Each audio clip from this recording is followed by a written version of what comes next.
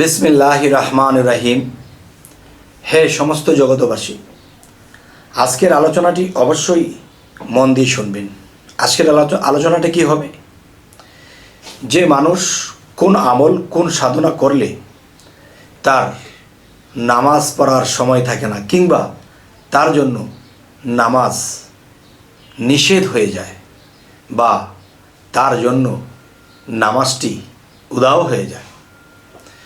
কোন আমল এবং কোন সাধনা করলে একটা মানুষের জীবনে এরকম ঘটে, অবশ্যই সম্পূর্ণ আলোচনাটি যদি না শুনেন তাহলে কি হবে, গীবত হবে।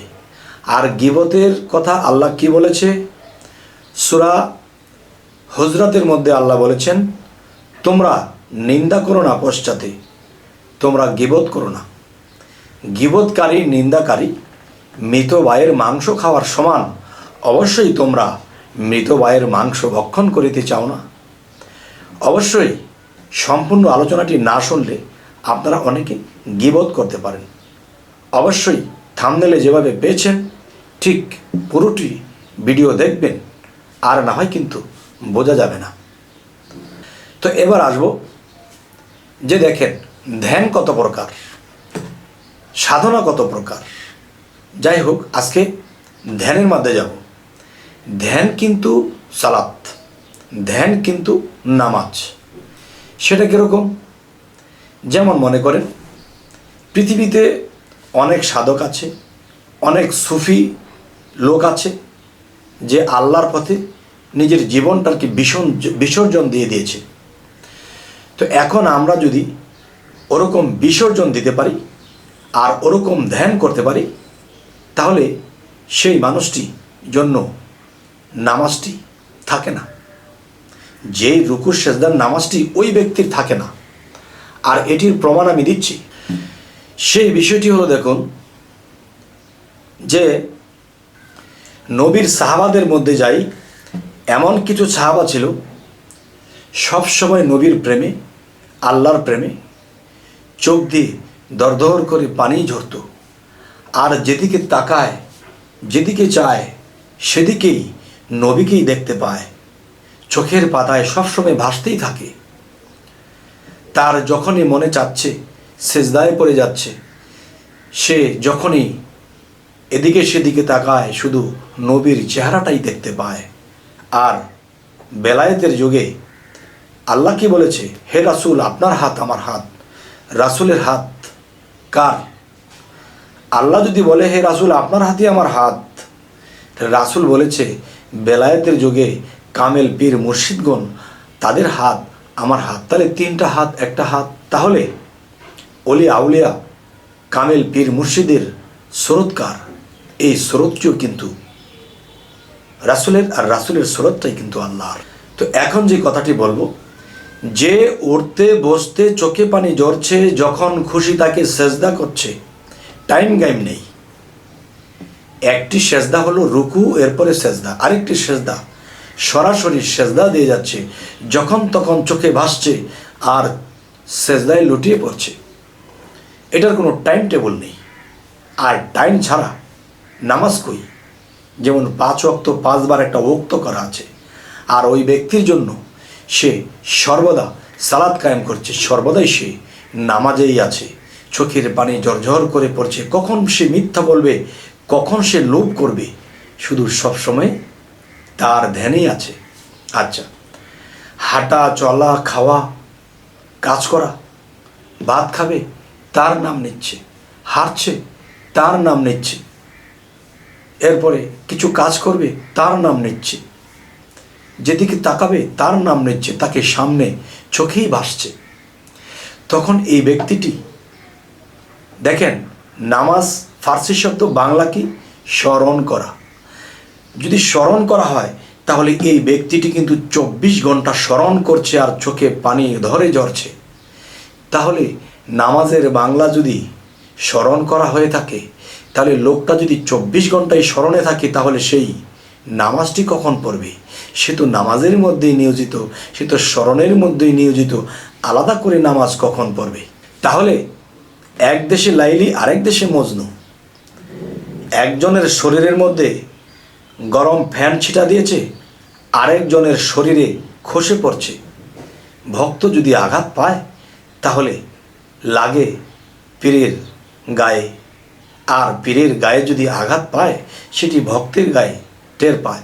তাহলে যেই ব্যক্তি 24 ঘন্টা সালাতের মধ্যে নিয়োজিত, 24 ঘন্টা যে নামাজেই নিয়োজিত, সে আলাদা কি নামাজ পড়বে? নামাজে গিয়ে তো তাকেই স্মরণ করবে, সে তো 24 ঘন্টায় স্মরণে আছে। এখন এখানেও যদি আমাকে কোনো লোক আমাকে বলে যে না ওটা পড়তে হবে, দেখেন স্মরণ কিন্তু করা, স্মরণ কিন্তু পড়া নয়। নামাজ কিন্তু করা, নামাজ কিন্তু পড়া নয়।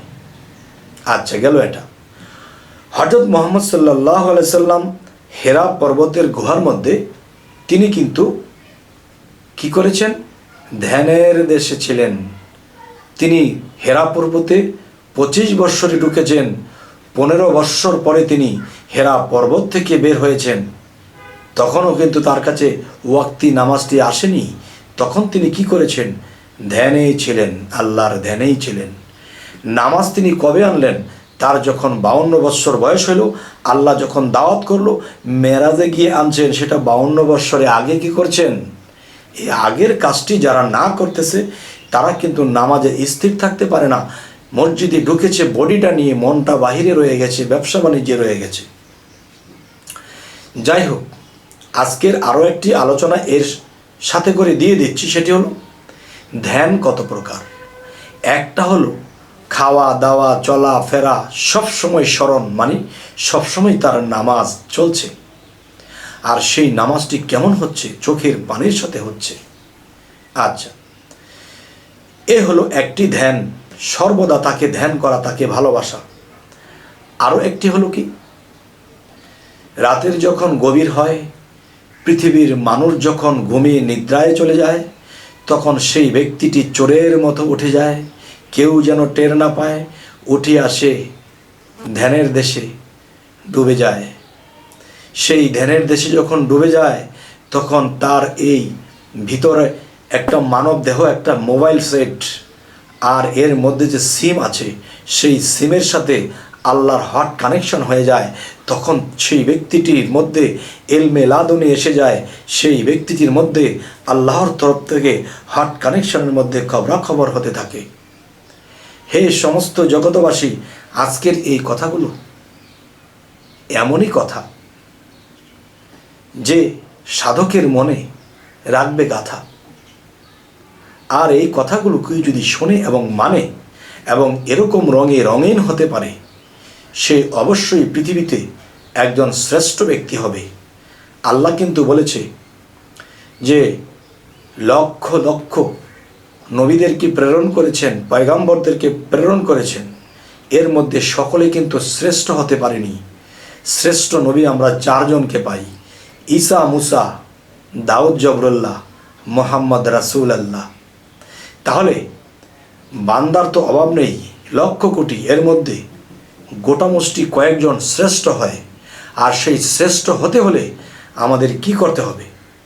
সেই শ্রেষ্ঠ হতে হলে আমার এটাই করতে হবে যে সর্বদা তার সাথে হট কানেকশন, হাঁটা চলা ফেরা খাওয়ায় শুধু তার নাম এবং তার রূপ সুরত আমার চোখে ভাসছে এবং প্রেমে সবসময় বিভোর হয়ে থাকে। তাহলে যেদিন বায়াত গ্রহণ করে একজন মানুষ, তখন তার নিজের আর কিছু থাকে না, সমস্ত কিছু বিকিয়ে দিয়ে দেয়। আমার বলতে আর কিছু নেই, যা আছে সবই তোমার। তখনই সে কি হয়? ভিতরে আনন্দ জাগে, আরে আমি তো আর আমার নয়, আমি তো তার হয়ে গেছি। আর সে যদি আমার হয়ে যায়, আমার কিসের ভয়? যাই হোক, হে সমস্ত জগতবাসী, যে নামাজ বা সালাতের যে একটা বিষয় পৃথিবীতে হারাহারি, কারাকারি, পারাপারি, মারামারি করছে, আমি বলবো যে সূরা ইনসিরা এবং সূরা সাফফাতের মধ্যে আল্লাহ বলেছে যে আমার পথে সাধনায় আত্মনিয়োগ করেছে, সে ব্যক্তিকে আমি আল্লাহ নিজে পরিচালনা করে থাকি। দেখেন, সাধনায় আত্মনিয়োগ করেছে। তাহলে সাধনার কথা কিন্তু কোনো আলেম, ওলামা, কোনো দিন বলে না, কিন্তু একটি জায়গায় ঠেকে যায়, সেখানে বলতে হয় সিয়াম সাধনার মাস। সাধন যে শব্দটি, এটি কিন্তু শরীয়তের কিছু লোক সাধন আবার কিসেরে বলে। আরে অসাধ্য বস্তুকে সাধ্যে আনার নামই হলো সাধনা। তাহলে আল্লাহকে পাওয়া, আল্লাহকে দেখা অসাধ্য ব্যাপার, আর এই অসাধ্যকে যে সাধ্য করেছে সেই তো সফল কাম। আল্লাহ তো এই বলেছে যে নিজেকে পবিত্র করলো সেই সফল কাম, আর সেই পবিত্র করতে হলে সেই মানুষটি অতিরিক্ত ধ্যান করতে হবে। আচ্ছা, অনেকে আমাকে বলে ধ্যান করব কি করে? ধ্যান করতে গেলে তো নিজের স্থানে নিজে স্থির থাকতে পারি না, মন চলে যায় কোথায় কোথায়। দেখেন, এই ধ্যান করতে হলে কি করতে হবে, যে আগে নিজেকে পবিত্র করার কথা আল্লাহ বলেছে। সাবান দিয়ে হাত মাও ধুয়েছি, শরীর ধুত করেছি, আমার শরীর পরিষ্কার হয়েছে। আমার ভিতরে ছোটাছুটি করে কে? আত্মা। ছয় রিপুর সাথে ছয় রিপুর প্রবঞ্চনায় পড়ে তারা দৌড়াদৌড়ি করে। তখন দেখা যায় আমিও মসজিদে স্থির থাকি না, নামাজে স্থির থাকি না। আর এই আত্মার পবিত্রতা যেদিন আমি করতে পারবো, সেদিনই কি হবে? সেই দিনই আপনি ধ্যানে খেলে নামাজে ডুবে যেতে পারবেন। আর যদি ডুবুরি হতে পারেন, সেই সাগরের তলদেশ থেকে সেই হীরার দানা টোকায় আনতে পারবেন। আর যদি ভেসে যাই, তাহলে কোনো লাভ নাই। তাই বলবো, নিজেকে পবিত্র করতে হলে আত্মার ওযু করতে হবে। সেই আত্মার ওযু কী দ্বারা করে? যদি বলা জিকির, না, জিকির হলো আত্মার খোরাক। আপনি ভাত মাছ দিয়ে কিন্তু ওযু করেন না।